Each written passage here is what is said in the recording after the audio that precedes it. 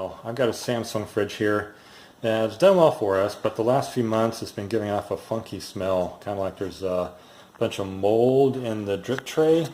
That drip tray is where some of the ice maker or defrosting cycles will drip down to.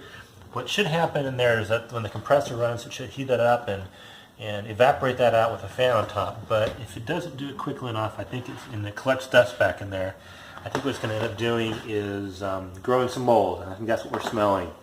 And it's gotten bad. It's time to do something about it. I don't see a way to get the drip tray access from the front. That panel is screwed on.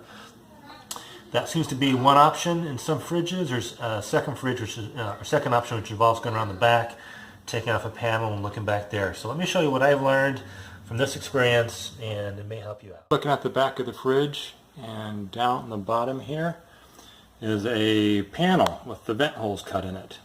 Okay, the first thing we're going to do is we are going to unplug the fridge. That's the very first thing you need to do. Other thing to be worried about is the water line. So I've got a water line here with a lot of extra slack in it. So when you're pulling your fridge away from the wall, be very careful that you don't yank the water line, otherwise you're going to have a high water spraying. So if you need to, you can potentially disconnect it from the wall and do the shutoff valve first, of course, and just make sure that you don't end up ripping this line or causing a problem with it. Okay, so we're going to need to first take off this panel right here that runs the full length of the fridge from here down to here.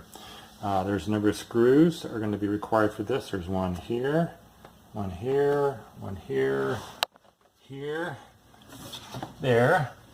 Not that one. That actually bypasses the cover right here, so don't take that one off. And one there. I think that's the last one. Take these screws off. I'm going to take this panel off, and after we do so, we will vacuum it all out and get all of the dust bunnies and lint off of it, because it's going to be nasty. We have taken off this back panel on the bottom here to get access to the area where the compressor is at, bypassing all the signs that say for authorized service personnel only.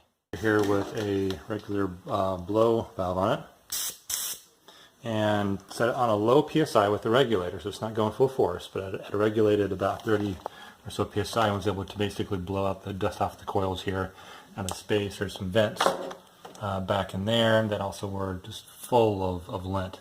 So I wanted to kind of get those just cleaned out as best as we could. Fridge with the coils here. This plastic, black plastic, that runs all the way through here. This is actually the drip pan. If you could take a peek in there, you can see there's some really ugly looking water in there. It's not a lot, just a little bit of it, but I think that's where that fun smell is coming from.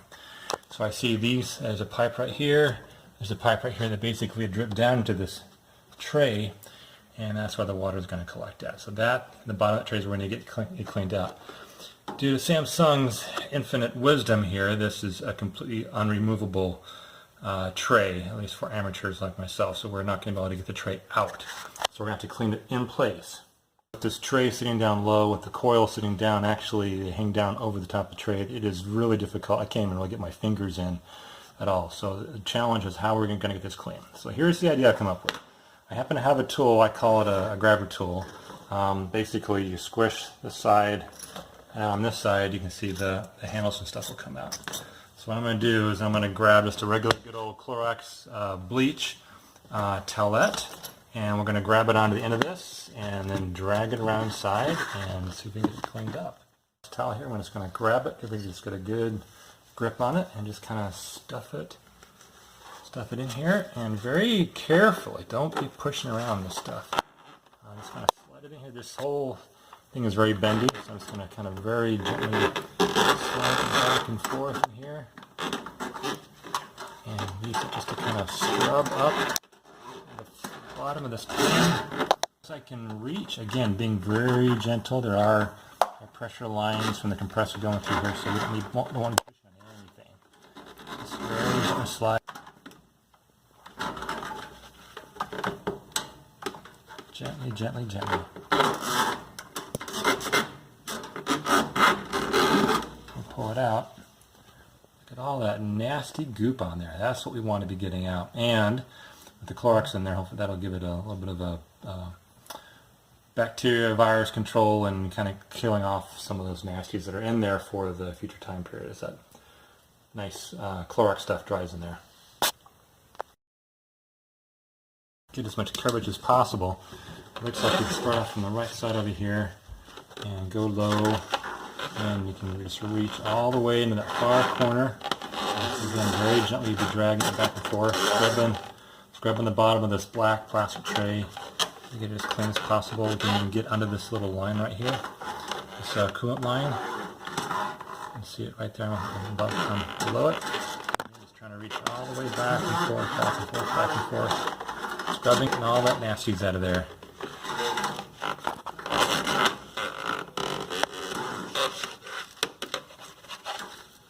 Look at the yuck on there. Whew. And do the same thing from the left side, kind of reach in from over here. Again, just trying to reach into those lines and go back and forth across that tray very gently. Ready to go, and there's still unplugged. And I got my water line with lots of nice slack in it. One more thing I'm going to do before I put it all back together. On a previous refrigerator, we had a leak where the water pan, the drip pan, overflowed the floor, and it stood there before, a long time before we knew what happened, and it had damaged the floor. We're going to have to look at maybe getting that refinished or replacing these couple boards here. So to help prevent this from happening again, I have a water detector that I picked up. It's got a sensor. So what I'm going to do is I'm going to put this behind the fridge with the sensor down on the ground. So if there's any water that comes back here again, we'll get a very nice loud alarm from it to know that there's something wrong, so we can catch it early and something like this happen. And we want to keep an eye on that water line and care and cause it to burst as we're pushing this back. So push it a little bit, take a peek, or have someone work with you to get this put back to where it needs to. And this is called a mechanical pickup tool.